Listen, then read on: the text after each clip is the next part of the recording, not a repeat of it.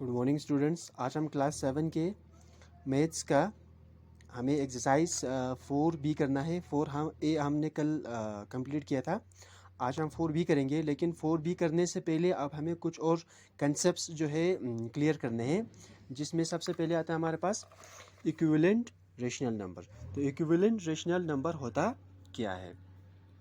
Equivalent rational number का मतलब कोई एक ऐसा रेशनल नंबर जो कि एक दूसरे के यानी कि इक्वल हो, मतलब इक्वल बराबर हो। जैसे फॉर एग्जांपल यहाँ पे आपको दिया गया है, जैसे 1/2 इज इक्वल टू 2/4, 1/2 और 2/4 इक्वल है। इसी तरह से इज इक्वल टू 4/8, ये सब इक्वल है। ये सब इक्वल कैसे हो सकता है? अगर हम इस 2/4 को अगर हम 2 से डिवाइड करेंगे, अगर हम इस 2/4 को, मैं यहाँ पे आपको दिखा देता हूँ। उन्होंने कहा 1/2 is equal to 2/4 is equal to 4/8। तो ये तीनों यानी कि इक्वल कैसे हुआ? अगर हम इस 2/4 को डिवाइड करेंगे, 2/4 को डिवाइड करेंगे विद द सेम एक सेम यानी कि नंबर के साथ, फॉर एग्जांपल 2 के साथ अगर हम इनको डिवाइड करेंगे तो 2 1 जा 2 हो जाता है, 2 2 जा 4 हो जाता है, मतलब यहाँ पे 1/2 आ जाते हैं। तो ये 1/2 एंड 2/4 क्या हुआ? इक्वल हुआ। इसी तरह से उन्होंने कहा 2/4 इज इक्वल टू 4/8, यानी कि 4/8 जो है हमारा 2/4 के इक्वल हो जाता है। या हम यहाँ पर डायरेक्टली भी कर सकते हैं, या इस तरह से डिवाइड भी कर सकते हैं। 2 2 जा 4, 4 2 जा 8, 2 2 जा 4, 4 2 जा 8। तो यहाँ पे क्या आया हमारे पास? 2/2 आया।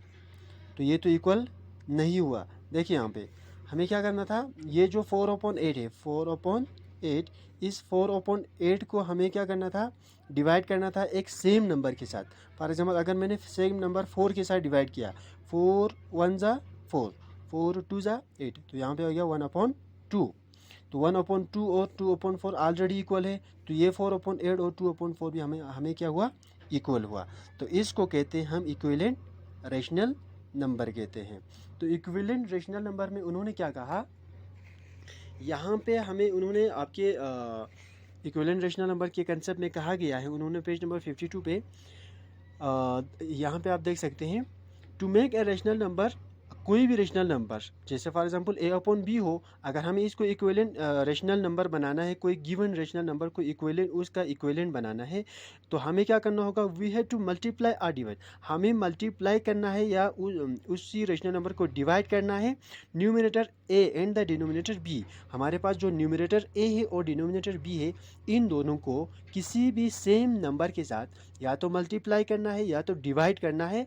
The numerator a and by the same number but not by zero, सिर्फ ज़ीरो के अलावा बाकी यानी कि कोई भी सेम नंबर के साथ जब हम इस रेशनल नंबर को मल्टीप्लाई करेंगे या डिवाइड करेंगे तो उसका इक्विवेलेंट रेशनल नंबर आ जाते हैं।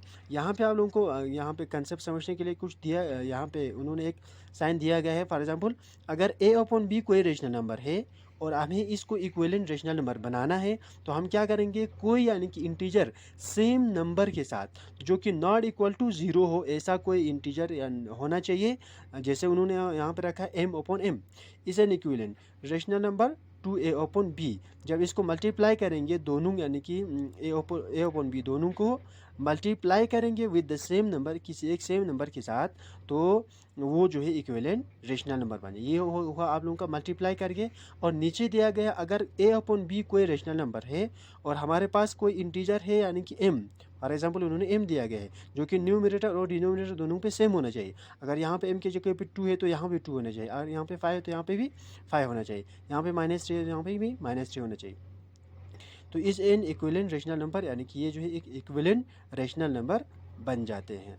तो जैसे फॉर एग्जांपल क्या किया उन्होंने, 2/3, इस 2/3 को यानी कि इक्विवेलेंट रेशनल नंबर बनाने के लिए उन्होंने क्या किया? 2/3 को मल्टीप्लाई किया विद अ सेम नंबर 7 से, 7 से न्यूमिनेटर के साथ भी और डिनोमिनेटर के साथ भी। 2 7 जा 14, 3 7 जा 21। तो 14/21 जो है हमारा 2/3 के साथ ये दोनों जो इक्विवेलेंट रेशनल नंबर होगा, क्योंकि अगर हम इसको डिवाइड करेंगे तो फिर से वापस 2/3 आ जाएंगे। इसको कहते हैं इक्विवेलेंट रेशनल नंबर कहते हैं। तो होप आप लोगों को ये कंसेप्ट समझ में आया होगा। इसके बाद हम सेकंड कंसेप्ट जो समझते हैं वो है standard form of rational number. तो standard form of rational number क्या है, उन्होंने पहले ही दिया गया है। ए रेशनल नंबर, कोई भी rational number is said to be in, इसको उसको हम स्टैंडर्ड फॉर्म कहा जा सकता है इफ़ एंड ओनली इफ़, सिर्फ उस वहाँ पे क्या होना चाहिए, the numerator and the denominator are co prime numbers. हमारे पास जो न्यूमिनेटर है और डिनोमिनेटर है वो क्या होना चाहिए, co prime number. Co prime number का मतलब उन्होंने यहाँ पे दिया गया है they have no common factor other than one. कोई भी दो नंबर हो जिनका कॉमन फैक्टर सिर्फ वन हो, उसके अलावा कोई भी कॉमन फैक्टर ना हो, उसको हम कहते हैं को प्राइम नंबर। तो क्या होना चाहिए यहाँ पे, न्यूमिनेटर और डिनोमिनेटर जो है दोनों को प्राइम होना चाहिए, मतलब उनका जो कॉमन फैक्टर है वन के अलावा और कोई नहीं होना चाहिए। Second condition, denominator of a rational number is, जो rational number denominator rational number का जो डिनोमिनेटर है, नीचे जो नंबर है वो पॉजिटिव होना चाहिए, नेगेटिव या ज़ीरो नहीं होना चाहिए। तो स्टैंडर्ड फॉर्म का कंडीशन यही है, फर्स्ट और सेकंड उन्होंने दिया गया है। अब उन्होंने एक एग्जांपल दिया गया है, अगर हमें 27/54 को स्टैंडर्ड फॉर्म में लिखना है तो हम कैसे लिखेंगे। तो स्टैंडर्ड फॉर्म में लिखने के लिए सबसे पहले हमें क्या करना है, हमें इसका यानी कि कॉमन फैक्टर चेक करना है 27 और 54 का क्या क्या है। तो 27 एंड 54 को हमने क्या किया, किसी एक सेम नंबर के साथ डिवाइड किया। फॉर एग्जांपल 3 के साथ न्यूमिनेटर भी और 3 के साथ डिनोमिनेटर भी डिवाइड किया, तो हमारे पास आया 9/18। अब ये 9/18 जो है, इन दोनों का जो फैक्टर्स है वो 3 भी है, तो हम यानी कि इसको को प्राइम नहीं कहा जा सकता है। तो क्या किया हमने, 9/18 को फिर से डिवाइड किया 9 से के साथ, ऊपर भी और नीचे भी। 9 1 9 9 2 18, 1/2। अब ये जो 1/2 एक ऐसा नंबर है जिसका यानी कि का को जो कॉमन फैक्टर है वो सिर्फ 1 है और कोई नंबर नहीं है। तो जब हमारा 1/2 आ गया यहाँ पे, ये जो 1/2 है इसको हम कह सकते हैं स्टैंडर्ड फॉर्म, क्योंकि इसका जो डिनोमिनेटर है वो पॉजिटिव है, और दूसरा कंडीशन, ये दोनों न्यूमिनेटर और डिनोमिनेटर जो है क्या है, को प्राइम नंबर से। को प्राइम का मतलब वो नंबर्स जिनके यानी कि कॉमन फैक्टर सिर्फ 1 हो, यानी कि 1 और 2 के कॉमन फैक्टर सिर्फ 1 ही है। तो इसलिए हम इसको कह सकते हैं स्टैंडर्ड फॉर्म कह सकते हैं एक रेशनल नंबर को। तो ये आप लोगों को समझ में आया होगा स्टैंडर्ड फॉर्म। अब हम इसके बाद जाते हैं, नेक्स्ट जाते हैं प्रॉपर्टी ऑफ क्रॉस प्रोडक्ट पे। तो प्रॉपर्टी ऑफ यहाँ पे यानी कि फिर से दो कंसेप्ट रह जाते हैं, प्रॉपर्टी ऑफ क्रॉस प्रोडक्ट, फिर कंपैरिजन ऑफ रेशनल नंबर और ऑर्डर ऑफ रेशनल नंबर। तो ये तीनों जो कंसेप्ट है वो हम कल के वीडियो में डिस्कस करेंगे।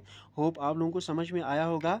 तो आप लोग जो है यानी कि ये इक्विवेलेंट रेशनल नंबर और standard form of rational number, इन दोनों को प्रैक्टिस करेंगे, यानी कि बुक से या यानी कि इसके अलावा आप प्रैक्टिस करके अपने कॉपी में लिखेंगे। आज के लिए इतना काफ़ी है। Thank you, have a nice day.